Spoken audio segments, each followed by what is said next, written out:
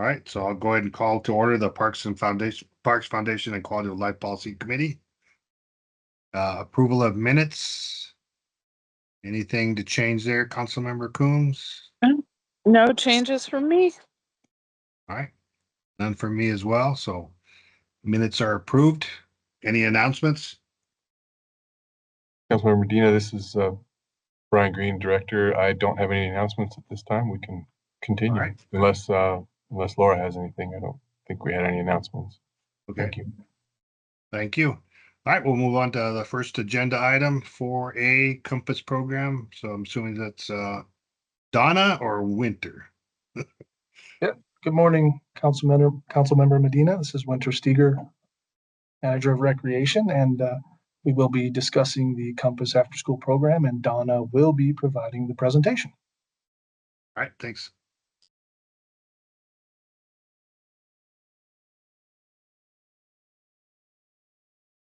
Donna, you're muted.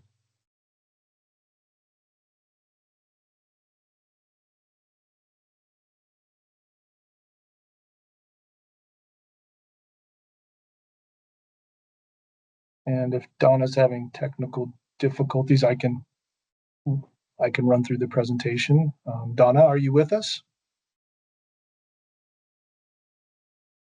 I think Lauren may be changing her permission levels. Let's give her just a second. Okay.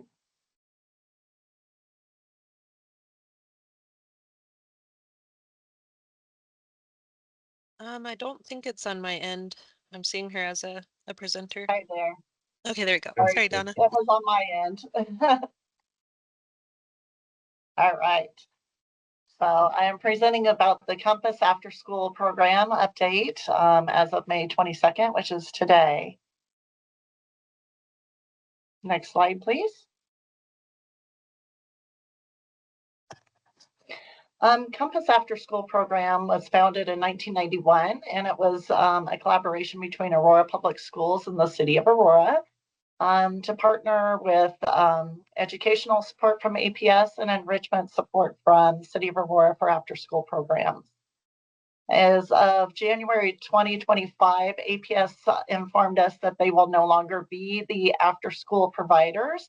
They will actually continue to oversee the 32 after-school programs. So that would leave providers to do all enrichment activities after school instead of the APS support and running our after-school programs conjointly. Next slide. This year, APS and the City of Aurora partnered to run 8 after-school programs. Current enrollment is around 25 to 35 students that attend daily at each of the locations with a maximum allowable enrollment of 70. Current schools served are Altura, Arkansas, Clyde Miller, Del Mar Academy, Kenton, Lansing, Park Lane, and Vaughn. And our APS staff consists of 2 administrators, and each site consists of a site coordinator and 3 teachers. And the City of Aurora, we consist of 4 after-school leaders per site and various providers per week to do specialty activities, and then 1 full-time staff to oversee the program. We did have 2, but 1 resigned in January after she was off for maternity leave. So we've had 1 person continue on the rest of the year to help keep this program running. Next slide.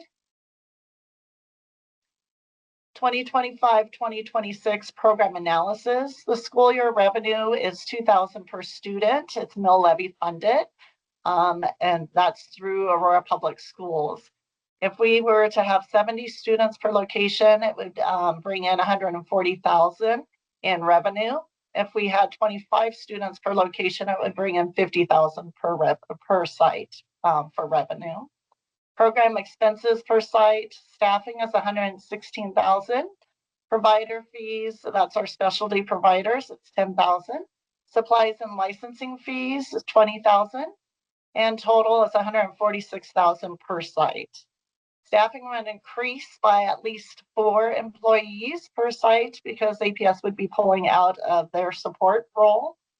So City of Aurora would need to add 4 additional employees per site. APS is requiring all sites next year to be licensed in 2025 and 2026 school year. Next slide. So key considerations, the city budget will likely be negatively impacted due to the new APS structure, as the city would incur an increased cost to run these programs. With APS support, staffing has been an ongoing struggle, just on our side and their side as well. The new structure will require the city of Aurora to double in staffing, which would really be an impact to our programs, especially for licensing programs. We have to keep the 1:15 ratio for students to a teacher. And that is a teacher with qualifications. It's not just a person in the classroom. So are in the after school program. So there's a lot of requirements that go into licensing. Securing licensing adds several additional rules and regulations. I just alluded to the teaching aspect, and each site would have to have a director as well that oversees the program. Right now, their coordinator oversees the program. On APS's side, it would be us that would oversee the entire program. So we would have to have a director on site. We'd also have a nurse to oversee all the programs. That's taking an administration of medication and administering medication. And then our ratios, like I alluded to, it's 1:15 ratios. So at all times, we have to keep that ratio. Next slide, please. Recommendations, sunsetting Compass. Due to the changes in the APS after school structure, available outside providers, City of Aurora no longer is needed at the 32 locations. They were able to fill the eight locations with other providers. Staffing concerns, again, the doubling in our staffing, licensing things like every room that we license, we have to inspect daily. And so anything that's left out that says keep out of reach of children, we could be written up on. As you know, a lot of hand sanitizer, permanent markers, a lot of things are out in the school during the school day that cannot be out after school. And so that alludes to a huge new problem for us. Budget is a huge change and impact for next year, possibly, and safety requirements. The Compass program is recommended to end as of May 2025. APS will continue after school programs with existing providers, YMCA, Boys and Girls Club, Scholars Unlimited, and new providers such as Right at School and Innovative Learning in 2025-2026 school year. Next slide, please.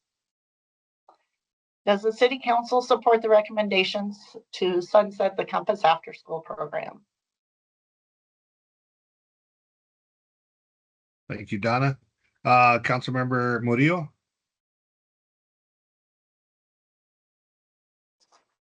Thanks, Councilmember Medina. Thank you for the presentation.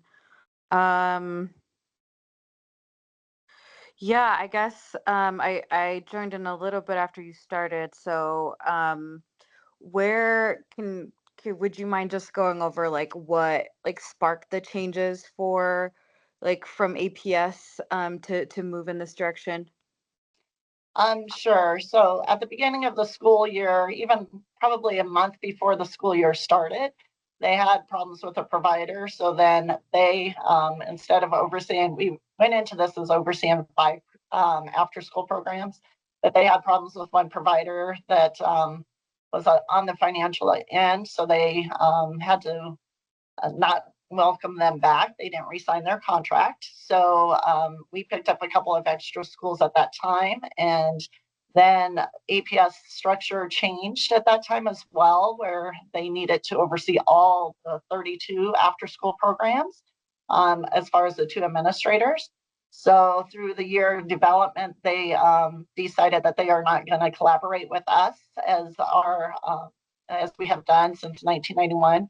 That they will only be overseeing the programs. They won't be doing the educational support of having a coordinator in our programs, running the program. And then they had 3 teachers actually doing enrichment or after school academic enrichment. So they are pulling out of that piece. So it makes for a harder development on our side where we would have to staff 4 additional employees on our side, including a director. And that's just a hardship when we're already having a hard time hiring staff at this time. Yeah, no, I thank you. I think I caught that part of the presentation. I think like I guess I'm just curious, like do we know anything about like why they made those shifts? Or I mean, either way, maybe that's just an offline conversation. Not to get too much in the weeds. I think the reality is what it is. Yeah. Sorry, Brian, did you want to add something? Yeah, I just did want to mention that it is kind of an important point that APS over time have developed relationships with a lot of providers that are providing the full spectrum service, so the teaching and the enrichment.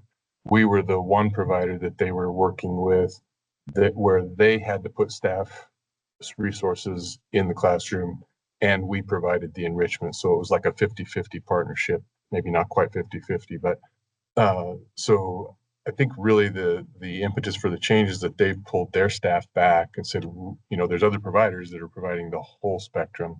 So that model works better for them. And so they pulled that staff back and they're not able to provide their 50%. They're willing to have us do the full 100% as a collaborator if we wanted to compete for these schools. But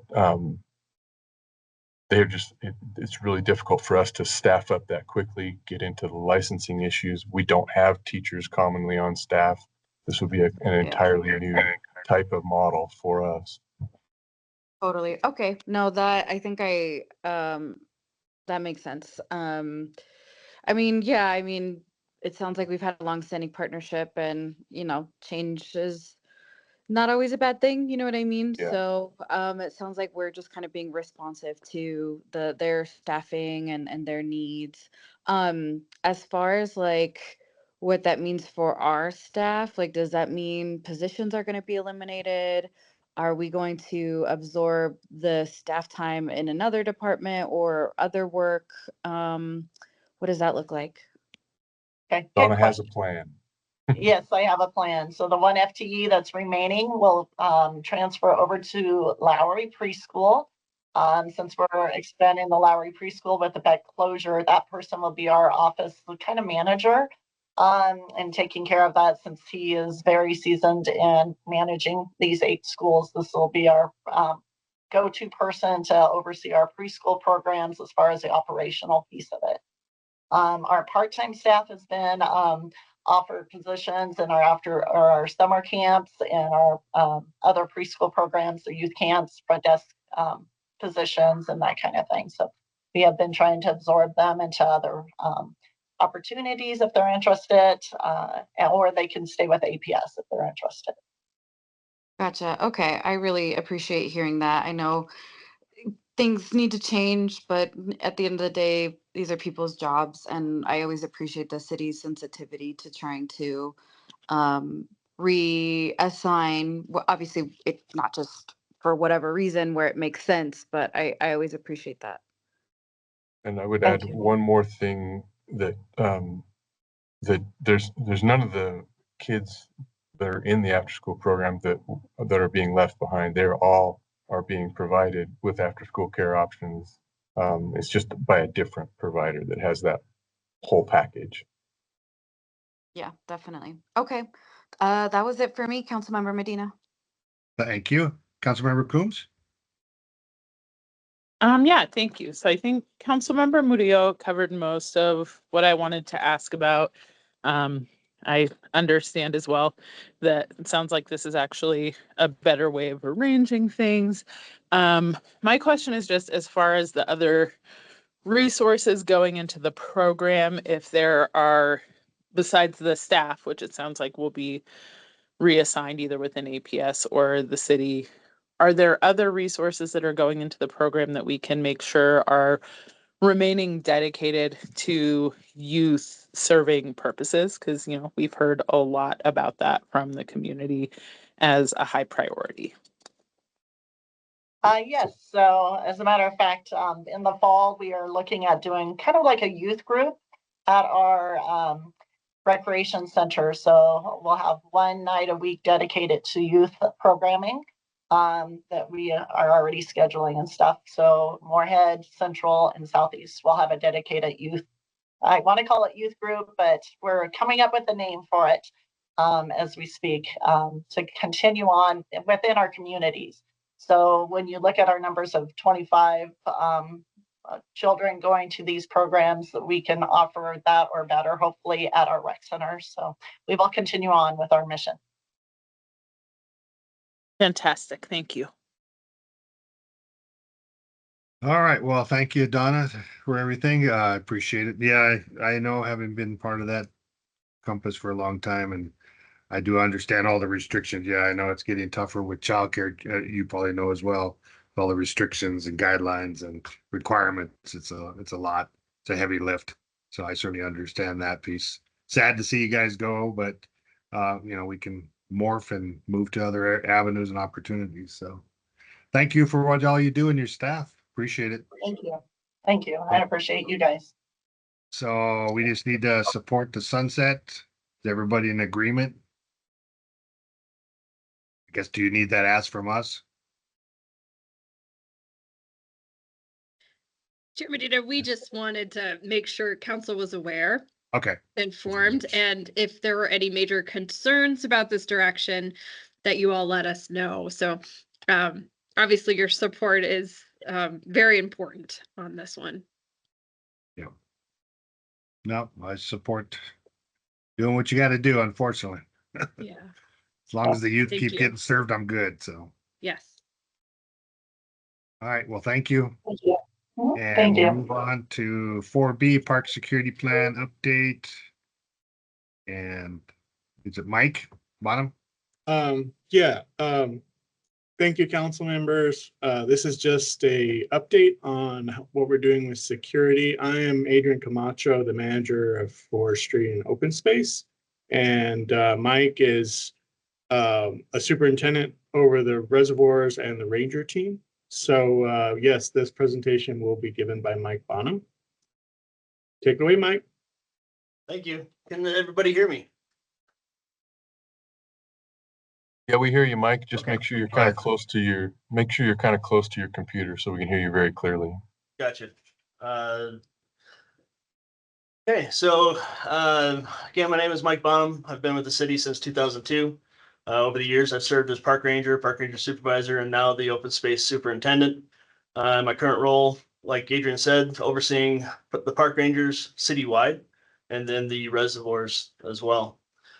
Today's presentation will cover a multi-pronged approach to the safety and security within our park system. And a big thank you to everybody in pros and the Aurora Police Department who helped out putting the presentation together. Next slide. Through the presentation, we'll look at statistics provided by the Aurora Police Department, data reported by the park rangers, and information relayed by Allied Universal. We'll visit the additions of resources for security in the parks in the last, in 2024, and then finish with some goals set for 2026. Next slide. We're starting with data provided by the Aurora Police Department, visualized through a GIS map. This map highlights locations with the highest number of reported crime incidents in 2024. The larger orange bubbles indicate a higher frequency of incidents. And we asked the Aurora Police Department to clarify what qualifies as a crime incident. And they explained that it refers to any report generated by an officer in response to a call for service. And so one important note is that if an officer responds to a location but clears the area without generating a report, that incident or that call is not recorded in the data. So the actual response by Aurora Police may be higher in the parks than what's shown on the map or in the following data. Next slide. So what we're looking at on this slide is the number of incidents by park broken out by ward. And the reported incidents on parks, recreation, and open space properties total 358. For comparison, citywide, the incidents total is 53,000 plus. So with some simple math, that just means over just over 0.5% of all crime incidents in the city of Aurora occur on PRO's properties. Next slide. Looking deeper into the police data, we can compare crime incidents by count per month. This slide shows a good visual comparison of what I just noted, of 0.5% or 0.67% of all crimes in the city of Aurora occur on PRO's properties. If we look at the green line on the bottom, we can see a slight uptick in June, July, and August, which would be expected during the summer season. And next slide. This chart shows crime incidents by hour of the day. On this slide, we can see that the PRO's data aligns with the citywide trends, with most incidents occurring between 1 p.m. and 6 p.m. And with this data and basically all the data between the weekly, daily, and hourly data that's pieced together, we can create park ranger schedules, and we can properly make patrol decision based on fact versus speculation. Next slide. Here's a daytime versus nighttime comparison. The data in this slide helped guide the decision to request an additional 4 daytime park rangers in 2025. The data is in percentage. So in 2024, about 75% of all crime incidents in the parks occurred during the day. One important note is that, all of these numbers from the Aurora Police Department, the section that's related to Aurora Parks is statistically small. So trends might not be significant, just based on the small sample set. Next slide. This is one of the areas of data that shows a difference between the trends within the city-wide data and the parks data. We can see that our crime incidents by day of the week, Saturday and Sunday, is increased, which is what we expect because we have more people in the park on the weekends. Next slide. And then, so here we're looking at data over the past 4 years, and we can kind of see the numbers ebb and flow depending on the park. The main thing is we take this data and we can look at the most current numbers and direct our rangers and night patrol staff to make more efficient plans and routes to patrol parks with the higher incidents. Next slide. This slide shows crime incidents by type for 2024. And in the next slide, if you go to the next one, we enhanced that information and created the slide by displaying the top 10 crime incidents by types reported by police over the past 4 years, and included the PRO's information as well. I'd like to point out that out of the top 10 crime types, only 3 of them are crimes against people. The other 7 are crimes against property.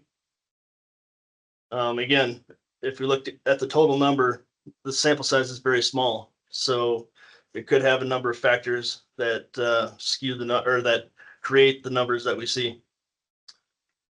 And then the next slide. This information from the police data shows a 4-year comparison, total crime incidents per year. While there's a slight uptick from 2023 to 2024, again, the variance remains minimal. Of course, we would like to see those numbers in a downward trend, but we think that there's a lot of influences that occur that play a factor in these numbers. More people in the parks could equal more conflict. More people in the parks could create more reporting as well. So next slide. Moving on to the daytime park ranger patrol. And first I want to thank everyone who supported the park ranger team over the past 3 years by helping provide more staffing, better equipment, and upgraded facilities. Since 2022, the growth of the team has far surpassed any previous growth since the open space patrols began in 2003. We are currently fully staffed, including the most recent hires that were approved in 2025. They began in February. We are now in our third year of using a data recording system that helps us monitor daily activity, identify needs, and respond to citizens. And then, as always, continue supporting our partners in police and fire. Next slide. So here we can see the top violations that our rangers encounter: illegal camping, unauthorized vehicle use, dogs off leash, and litter and glass. While these violations that the rangers respond to aren't assault or theft, they still impact the experience of the park users and as a whole. And we really believe that the increased park rangers' presence in the parks alone makes visitors feel more secure. Next slide.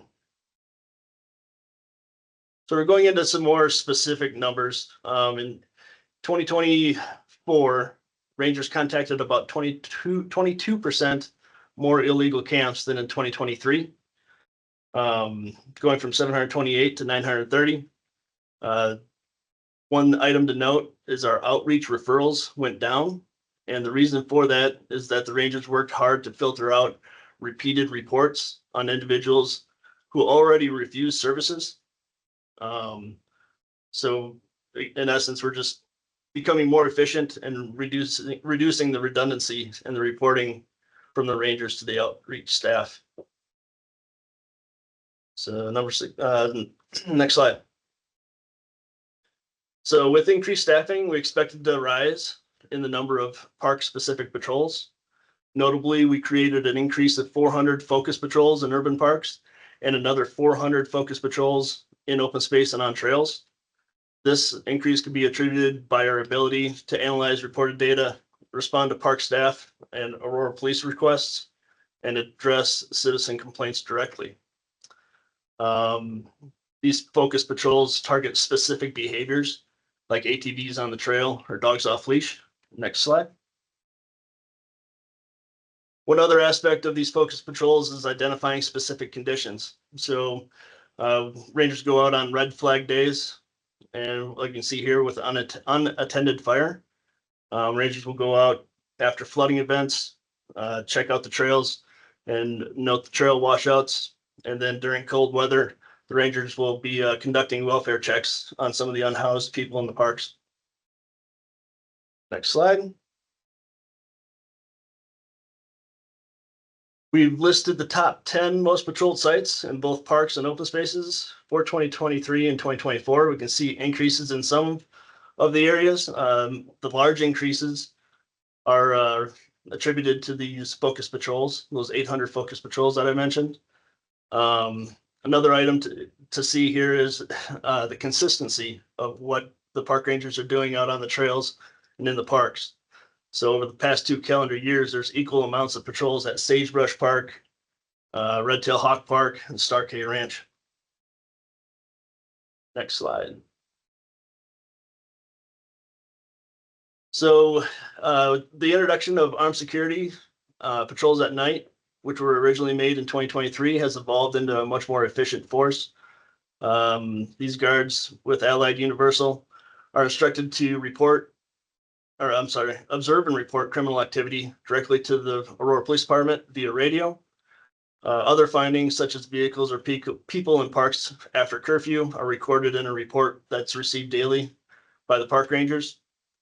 And in 2025, security units were doubled, now conducting 60 visits nightly to 30 to 40 targeted parks, facilities, and libraries. Next slide. In 2024, nighttime security reported 361 events, mostly involving park curfew. There were 5 incidents that required police or fire response. With that, there was a couple vehicle accidents that were reported by the security team. But one incident that stands out was a 14 or 15-year-old female who was found hiding at the Utah Park pool facility at about 2 a.m. She was having a mental health episode, and Allied Universal was able to get her the resources when she needed it. Next slide.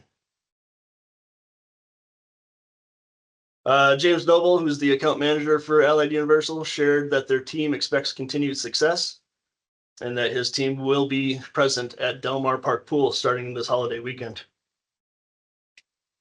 Next slide.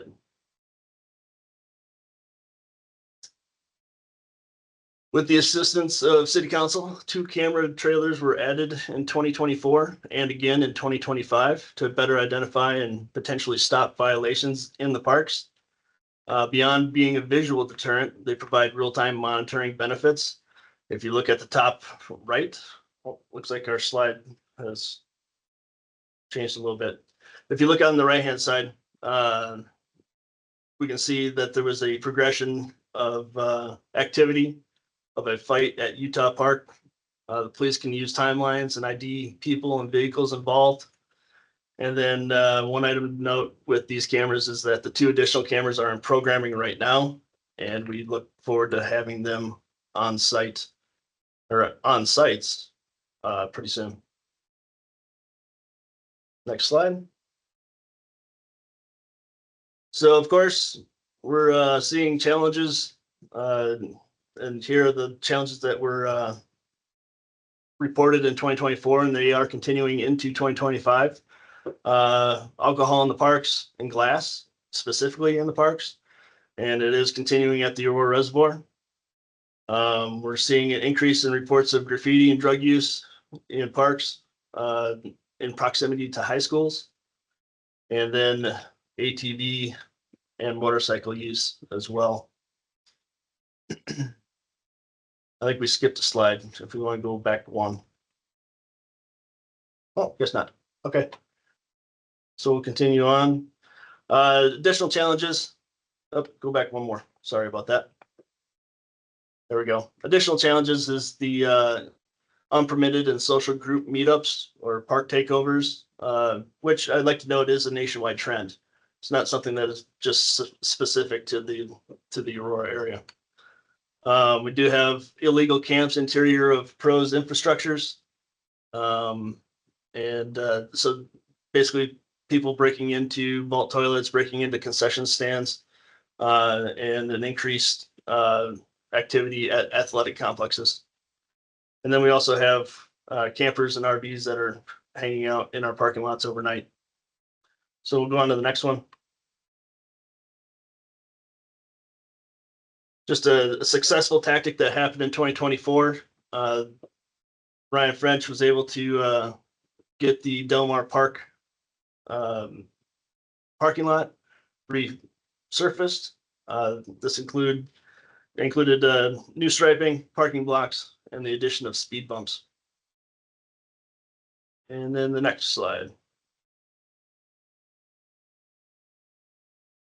In late May 2024, so about this time last year, 4 park rangers resigned after unruly crowds compromised staff and visitor safety, and an Aurora police officer was assaulted. And then with the support, and I really want to thank everybody here, with the support from City Council, the City Manager's Office, Aurora Police Command staff, and PRO's leadership, the temporary closures and operational changes occurred last year.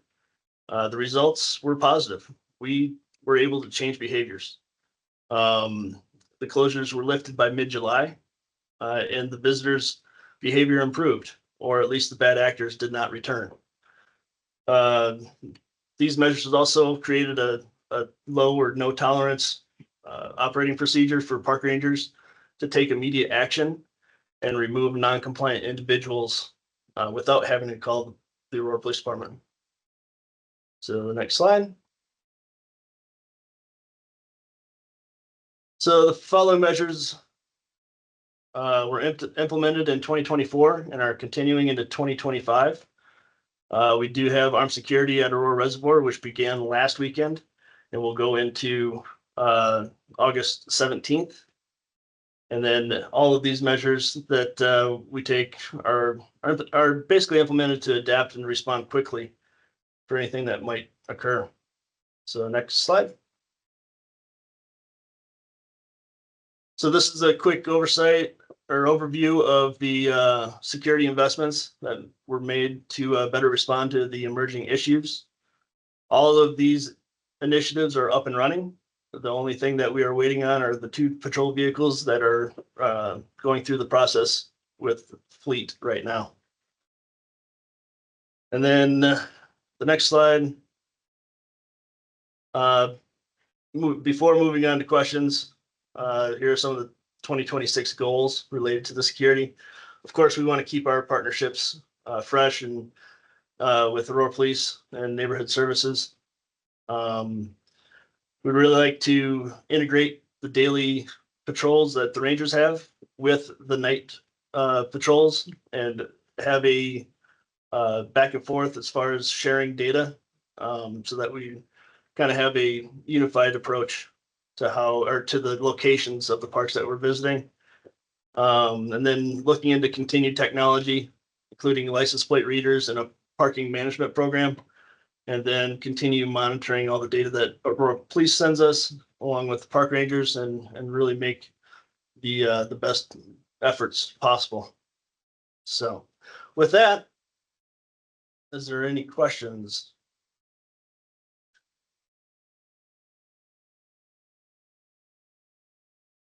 Councilmember Coombs, you got any questions? None from me. Councilmember Murillo? Thanks, Councilmember Medina. No, I think this is a pretty comprehensive presentation. I don't have any questions either. Okay. Thank you. Yeah, I just got a couple.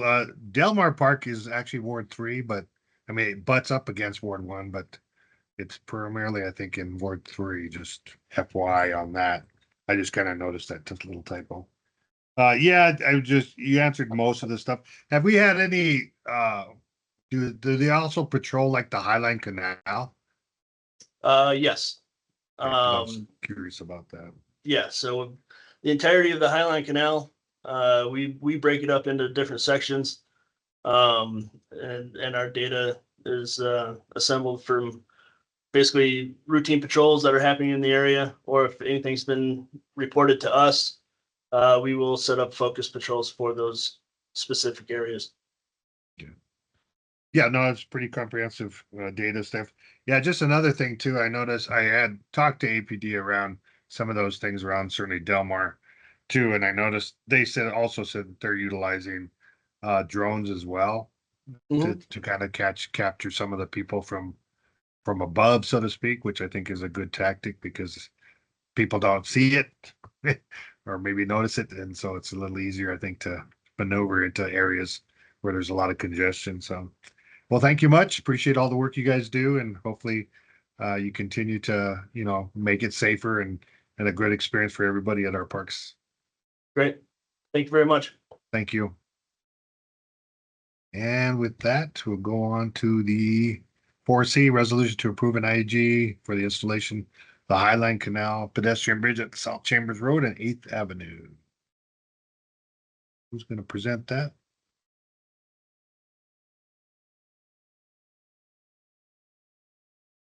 Thank you, Councilmember Medina. This is simply a resolution to an IGA for the 8th Avenue pedestrian bridge that's been long awaited. It's been part of the Highline Canal plan for several years. We've had the funding, and now since they've transitioned from ownership in Denver Water to ownership being with Arapahoe County, we have to come forward with an IGA because it's an agreement between the two governments. So next slide, please. So yeah, here's the cover sheet for the plan for the Highline Canal that was developed in 2019 or approved by council and all the jurisdictions in 2019. And it has a list, it has a lot of projects in that plan that will be funded and built and added to the canal asset over time. One of the biggest asked for additions in the plan was connections from communities or neighborhoods that don't have a direct connection to the canal trail. And one of those identified locations was near the Laredo Elementary School at 8th Avenue. So in 2021, a joint project grant was awarded to the city for $180,000 from Arapahoe County. So it's Arapahoe County money. And this IGA will allow us to go ahead and construct that bridge with that Arapahoe County money. Next slide, please. This is the location. You can see 8th Avenue there. comes to and dead ends from both directions at the Highland Canal. And the trail there is what's going north to south there. So the bridge will connect the community on the right to the canal. Right now, currently there a lot of foot traffic is going down into the canal and up the other side, and this will provide that connection. Next slide, please. This is an overview of the plan of how that bridge will connect. It's a small, narrow bridge. It's not like the full width of 8th Avenue. So it's for pedestrians and cyclists and only. Next slide, please. And the question we have for you, does the PFQL committee wish to approve the resolution of the intergovernmental agreement between the city of Aurora, Arapahoe County, and Denver Water? It's a 3-party agreement to construct, utilize, over time, maintain, and reinstall, if necessary, a pedestrian bridge across the Highland Canal at approximately South Chambers Road and 8th Avenue. And by doing so, can we send that to study session for the next step? All right, thank you. Councilmember Coombs, do you have any questions? I do not have any questions. I know this has been a long time in the planning and exciting to see that come to fruition. Councilmember Murillo? I'm here. Approve it moving forward to study session. All right, looks like it's all unanimous. I approve as well. So Thank you. let's get it built. So Yes, sir. thank you much. All right, so now we're on to miscellaneous matters for consideration. Anything? All right, topics for next month. I have a note that Councilmember Medina, this is Brian, that we will be bringing, let's see, in June, we will have a concessionaire agreement to bring to you in June, and that will be June or July. We'll see if we can get it done by June for the Korean War Memorial concessionaire. That will be an agreement about enhancements to General's Park. So that's one thing to look forward to that we have coming. Is there any? I don't have notes on anything else at this time. None from me as well. And I think the next meeting we have scheduled for this committee is Wednesday, June 18th. Does that work for everyone as well?